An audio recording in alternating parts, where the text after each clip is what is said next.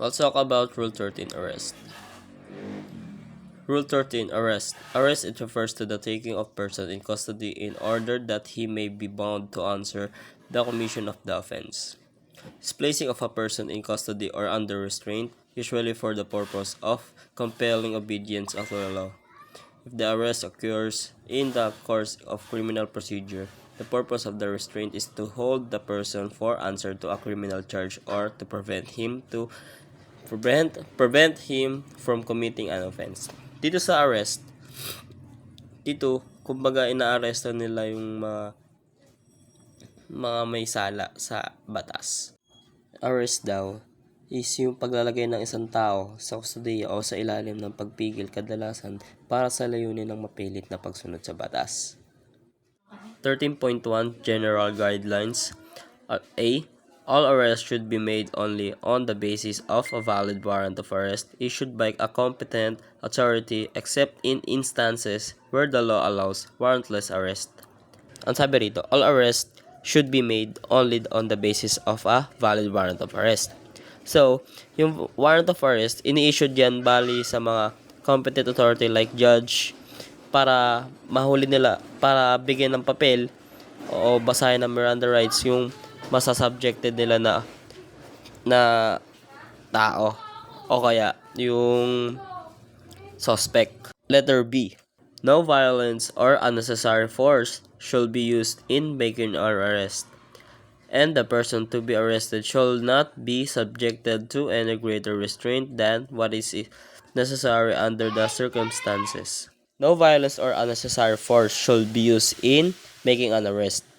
Sinasabi rito, ang pag-aresto hindi kinakailangan ng violence or force na gamitin para lang makapag-aresto ng tao. C. As a general rule, arrest can be made on any day of the week and at any time of the day or night. Ang sinasabi rito, pwede ka manghuli ng tao na nakaakusa kahit araw o gabi nabasahan na siya ng warrant of arrest. D. Only judges are authorized to issue warrants of arrest.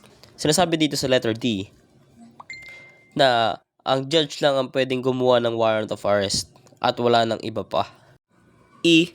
A warrant of arrest is no longer needed if the accused is already under detention. An order of the commitment is issued by the judge in lieu of the warrant of arrest. Sinasabi rito, di na kailangan ng warrant of arrest kung ang babasahan nito ng warrant of arrest ay nahuli na at nasa detention na. The following are immune from arrest. The first one, a senator or member of the House of the Representatives while Congress is in session for an offense punishable by not more than 6 years of imprisonment, and diplomatic agents under the Vienna Convention on Diplomatic Relations.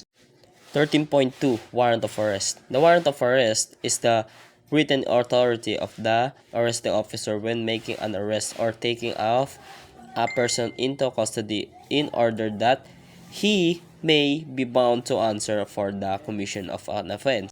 The head of the office to whom the warrant of arrest has been delivered for implementation shall cause the warrant to be implemented within 10 days from receipt, within 10 days after the expiration of such period.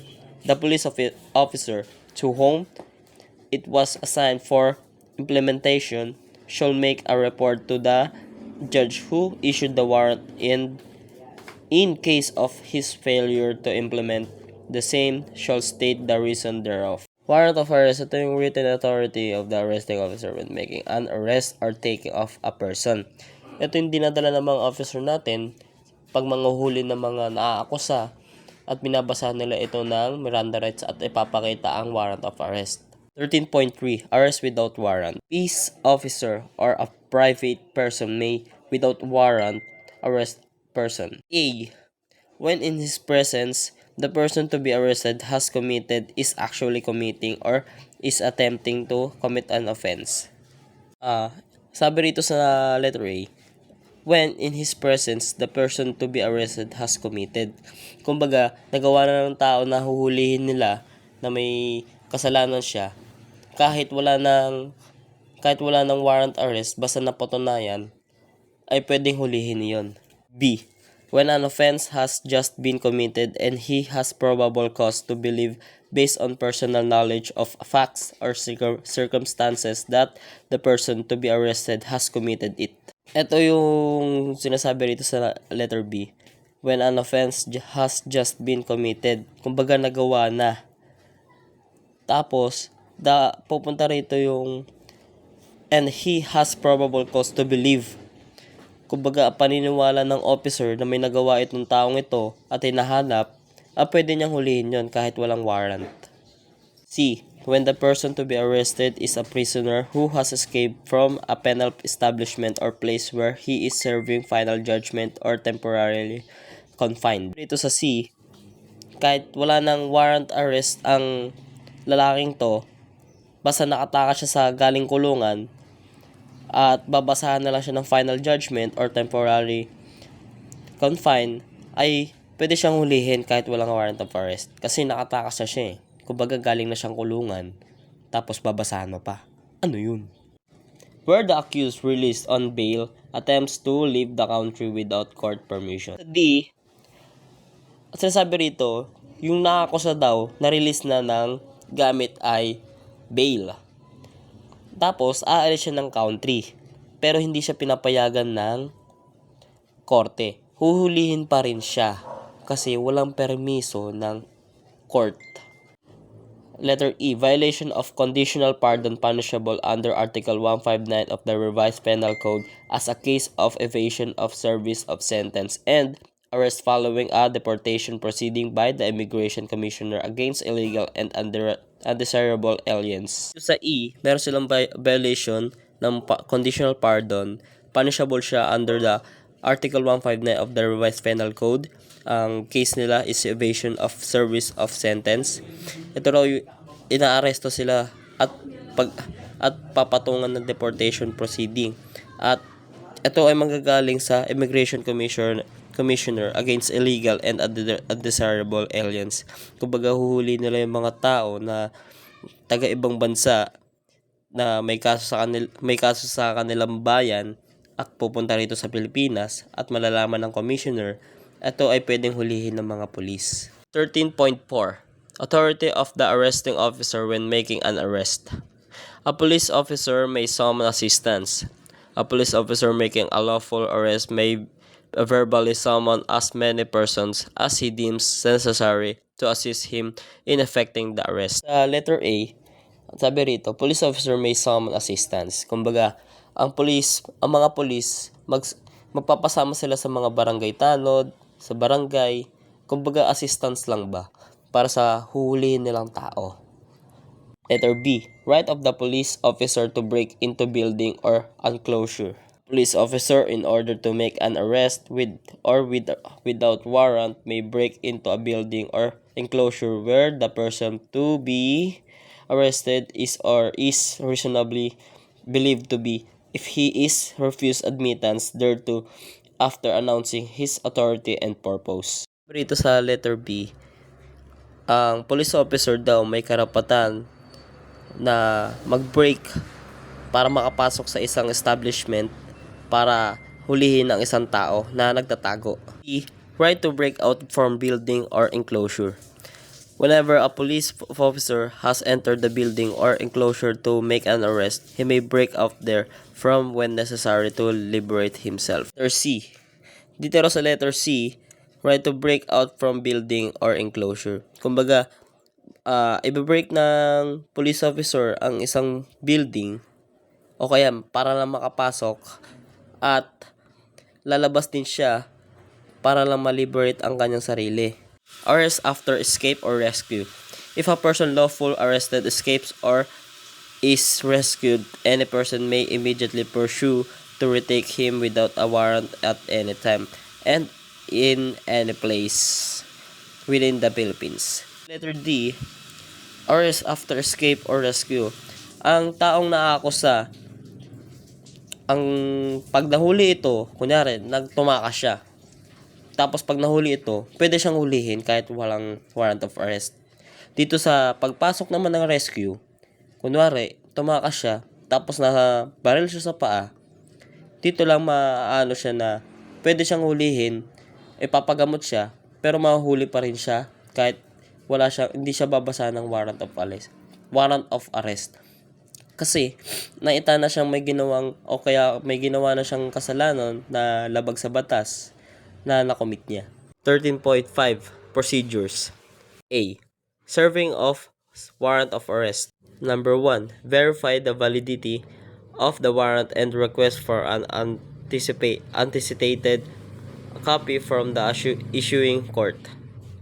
2. In serving the warrant, the police officer should introduce himself and show proper identification. 3. Make a manifestation of authority against the person to be arrested. 4. Refuse entry. The police officer may break into any residence, office, building, and other structure where the person to be arrested is in or is reasonably believed to be in after announcing his purpose. 5. The police officer need not have a copy of the warrant in his possession at the time of the arrest, if shown to the arrested person as soon as possible. 6. Secure the person to be arrested and use handcuffs for the protection of the arresting officer, other individuals, or the arrested person himself. 7. Conduct thorough search for weapons and other illegal materials on the person arrested and surrounding within his immediate control. 8. Inform the person to be arrested of his rights under the law, Miranda warning, and anti-torture warning. 9. No unnecessary force shall be used in making an arrest. 10. Confiscated evidence shall be properly documented with the chain of custody of evidence duly and clearly established. 11. Bring the arrested person to the police station for documentation. Number 12. Making a return of warrant to the court of origin. Annex B. Return of warrant form. Deliver the arrested person to jail or prison upon the issuance of commitment of order of the court. B. Effecting warrantless arrest. The first one is freeze or restrain the suspects. 2. Make proper introduction as the identifier and authority to arrest. 3. Inform the arrested person of the circumstances of his arrest and recite the Miranda warning and anti-torture warning to him. 4. Secure the person to be arrested and use handcuffs for the protection of the arresting officer, other individuals, or the arrested person himself. 5. Conduct thorough search for weapons and other illegal materials on the person arrested and surrounding within his immediate control. 6. Confiscated evidence should be properly documented with the chain of custody of evidence duly and clearly established. 7. No unnecessary force shall be used in making an arrest. And number 8. Bring the arrested person to the police station for further investigation and disposition. 13.6 Duties of the arresting officer. A. It shall be the duty of the police officer implementing the warrant of arrest to deliver the arrested person without delay to the nearest police station or jail to record the fact of the arrest. B. At the time of the arrest, it shall be the duty of the arresting officer to inform the person arrested of the cause of the arrest and fact that a warrant had been issued for his arrest. The arresting officer need not have the warrant in his possession at the time of the arrest, but after the arrest, if the person arrested so requires, the warrant shall be shown to him as soon as possible. C. When women or children are among the arrested suspects, the arresting officer shall task the Women's and Children's Protection Desk or WCPD officer or a policewoman who is familiar with women and children protection duties to conduct the pat-down. D. In case of arrest without warrant, it shall be the duty of the arresting officer to inform the person to be arrested of his authority and the cause of the arrest except when he flees or forcibly received before the arresting officer has the opportunity to inform him, or when the giving of such information will imperil the arrest. Letter E. The person arrested with or without warrant shall be informed of his constitutional right to remain silent, and that any statement he makes could be used against him. Also, that he has the right to communicate with his lawyer or his immediate family, and the right to physical examination. F.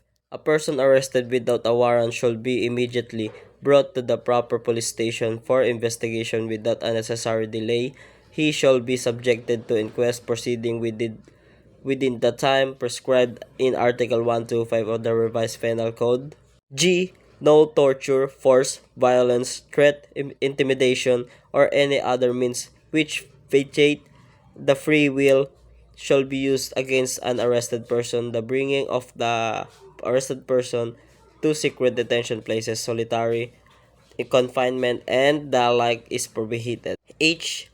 If the person arrested without a warrant waives his right under the provision of Article 125 of the Revised Penal Code, the arresting officer shall ensure that the letter H. If the person arrested without a warrant waives his right under the provisions of Article 125 of the Revised Penal Code, the arresting officer shall ensure that the former signs of a waiver of detention in the presence of his counsel of choice, and if the person arrested waives his right against self-incrimination and chooses to give his statement, the sure that the waiver is made, writing and signed by the person arrested in the presence of a counsel of his own choice or competent and independent counsel prohibited by the government. 10.7 Physical examination of arrested person or suspect. Before the interrogation, the person arrested shall have the right to be informed of his right to demand physical examination by an independent or competent doctor of his own choice. If he cannot afford the services of a doctor of his own choice, he shall be provided by the state with a competent and independent doctor to conduct physical examination. If the person arrested is female, she shall be attended to, preferably by a female doctor. Rule 14. Search and seizure. 14.1 Requisites for the issuance of search warrant. A search warrant shall be issued only upon probable cause in connection with one specific offense to be determined personally by the judge after examination determined personally by the judge of 14.1 Requisites for the issuance of search warrant.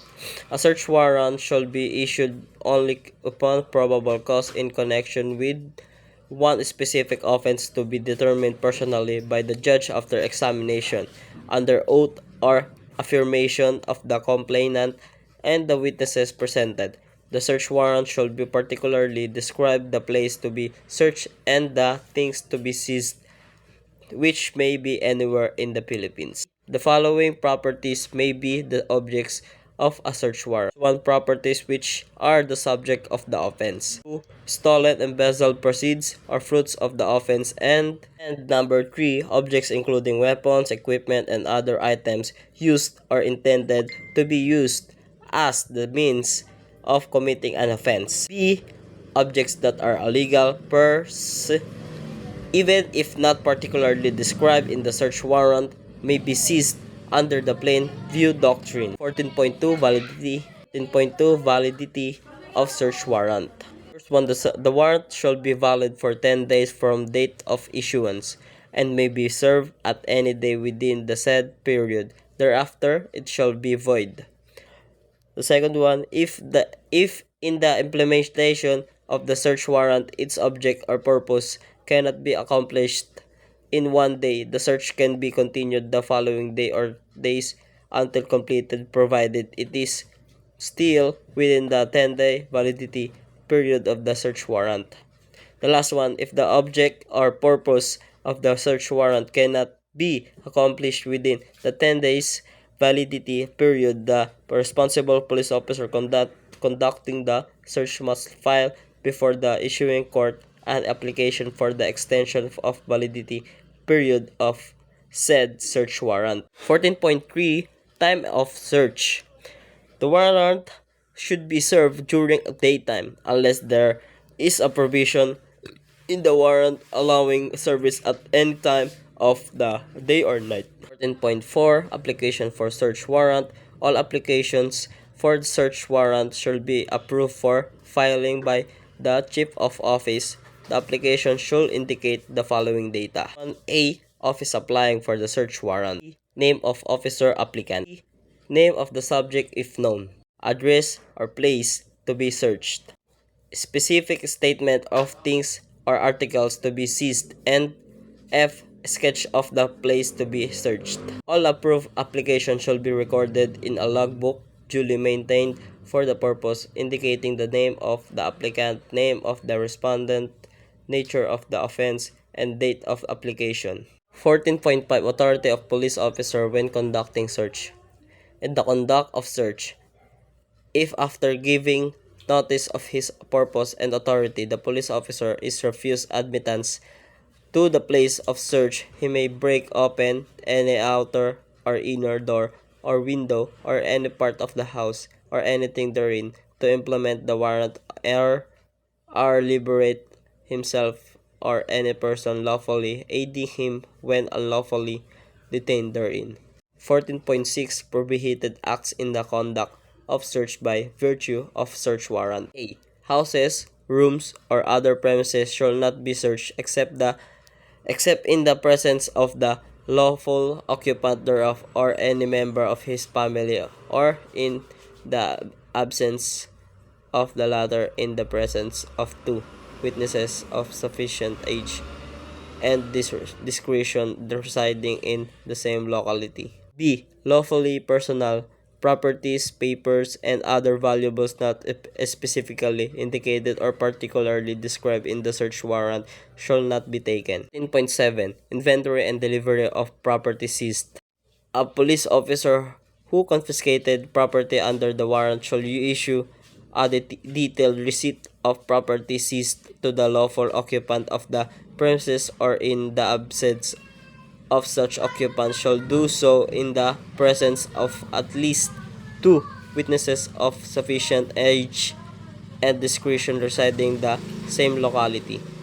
B. The receipt shall likewise include items seized under the plain view doctrine. C. The police officer must then leave a receipt in the place in which he found the seized property and a duplicate copy thereof with any barangay official having this jurisdiction over the place searched. D. The police officer must forthwith deliver the property seized to the judge who issued the warrant, together with an inventory thereof duly verified under oath. 10.8 Valid search and seizures without search warrant. A. Search made incidental to a valid arrest. A person lawfully arrested may be searched for dangerous weapons or anything which may be used or which may constitute proof in the commission of an offense without search warrant. The warrantless search and seizure as an incident to a lawful arrest may extend beyond the person of the arrested to include the premises or surroundings under his immediate control. Search of moving vehicles. If the police officer who will conduct the search have reasonable or probable cause to believe before the search that either the motorist, is law offender, or they will find the instrumentality or evidence pertaining to a crime in the vehicle to be searched, the vehicle may be stopped and subjected to an extensive search. C. Seizure of evidence in plain view. Any object in the plain view is subject to seizure and may be introduced as evidence. Requirements under the plain view doctrine are: the first one, the police officer must have prior justification for an intrusion or otherwise must be in a position from which he can view a particular area. Number 2, the discovery of the evidence in plain view is unintentional Or number 3, it is immediately apparent to the police officer that the item he observes may be evidence of a crime, contraband, or is a valid subject of seizure. When there is a waiver of the right or there is consented search. To constitute a waiver of this constitutional right, it must appear first that the right exists, second, that the persons involved had knowledge, either actual or constructive, of the existence of such right. The said person had an actual intention to relinquish the right. E. Searches under stop and frisk rule. This officer has the right to stop a citizen on the street, interrogate him, and pat him for weapons whenever he observes unusual conduct which convinces him that a criminal activity exists. Emergency and exigent circumstances. Warrant could be validly dispensed with in cases of exigent on emergency situation and the police officers have reasonable grounds to believe that a crime is being committed and they have no opportunity to apply for a search warrant of the course because the latter were closed. Tip information. If the police officer have reasonable grounds to believe that the subjects are engaged in illegal activities, the tip information is sufficient to provide probable cause to effect a warrantless search and seizure. Investigation procedures. Rule 15. Investigation by the Territorial Police Unit after an unarmed confrontation. Point 1. Responsibility of the Territorial Police Unit. Police unit that has territorial jurisdiction over the area where the armed confrontation occurred shall secure the scene and immediately undertake the necessary investigation. Point 2. Scene of the crime operation or SOCO team to process the crime scene. The concerned police unit shall immediately request the scene of the crime operation team to conduct crime scene processing. 15.3 Mandatory examination of firearms seized confiscated during a police operation. All firearms cartridges are suits seized recovered during checkpoints or pursuit operation or any other police operation including those seized in the service of warrants and more importantly those recovered from the crime scene shall immediately be submitted to the local crime laboratory or CLO which shall in turn process it for capturing and cross-matching through the integrated ballistics identification system. The field investigator or investigator on case shall submit the photo of the firearm and the receipt issued by the local crime laboratory office for the said firearm cartridges slugs to the prosecutor or the court. Should the prosecutor eventually require the physical submission of the firearm, the investigation on case shall manifest with the prosecutor or court that a subpoena be issued for the crime laboratory which issued the receipt to present the said firearm, and d. It is also imperative that the chain of custody be strictly observed and documented, and therefore as much as practicable shall be the investigator on case who shall personally submit the recovered firearms shells slugs to the local crime laboratory. Point 4. Inquest proceeding necessary when the suspect dies. In cases of armed confrontation wherein the suspect dies, the team leader of the operating unit shall submit the incident for inquest before the duty inquest prosecutor prior to the removal of the body from the scene except in areas where there are no inquest prosecutor, in which case the territorial police unit can proceed with the investigation. 16. Judicial affidavit rule. This rule shall apply to all actions, proceedings, and incidents requiring the receptions of evidence before the court in place of the direct testimonies of witnesses in order to reduce the time needed for completing their testimonies. 16.1 Application of rule to criminal actions. This rule shall apply to all animal actions where the maximum imposable penalty does not exceed 6 years. 16.2 Contents of Judicial Affidavit. Judicial Affidavit should be prepared in the language known the witness, and if not in English or Filipino, accompanied by a translation in English or Filipino, and shall contain the necessary data or information. A.